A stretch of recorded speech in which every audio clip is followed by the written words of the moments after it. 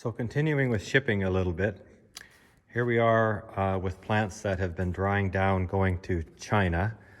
These have been drying down in trays for nearly a month. I had them upside down here, and we've had them drying down so that they're really nice and dry, so they travel well in transit. So you can see that it will clean them up and take off some of the outside leaves.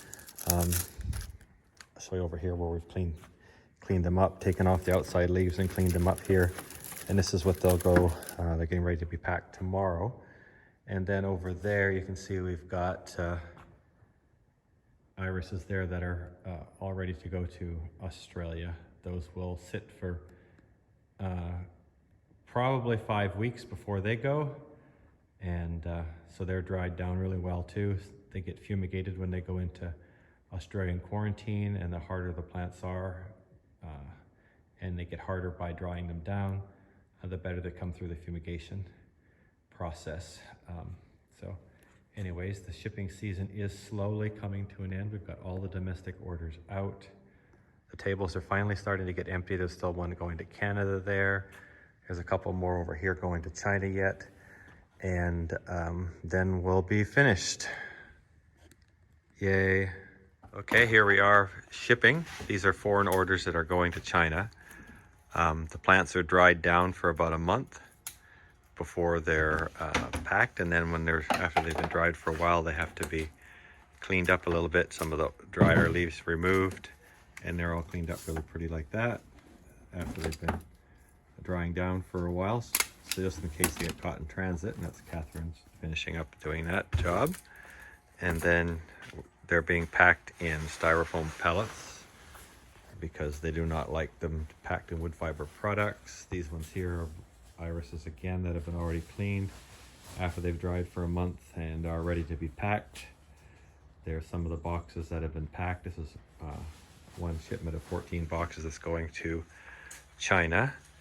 And then over here we can see we have Heidi. She is preparing a box over here. It's got the styrofoam pellets in the bottom, and now she's weighing the box, and that's the process. So here's Roger and Linda packing some orders going to China that have to be in styrofoam pellets, which we don't like working with because they're kind of a pain, and they've been banned, so this will be the last of them. From now on it'll be cornstarch pellets. So the plants have been out of the ground for a month, so they dry down well at the customer's request, so the plants are good and dry, and the rhizomes are good and hard. And then we clean the old leaves off and retrim them a little bit and get them all good to go, and then they go into the box. And Linda's counting them as she's putting them in, and they go in there in layers of the same amount, and she takes notes over here to keep track. And that's the process. Over here you can see where we've got these boxes already done, ready to go. So we thought it might be kind of fun to show you the process and some of the plants that go to other countries in the world. These are ones that are going to Chile, and they have to have the tops completely cut off and the roots cut way back so they look like a dormant bulb, and dried down. So we dry them down very well so they ship really well.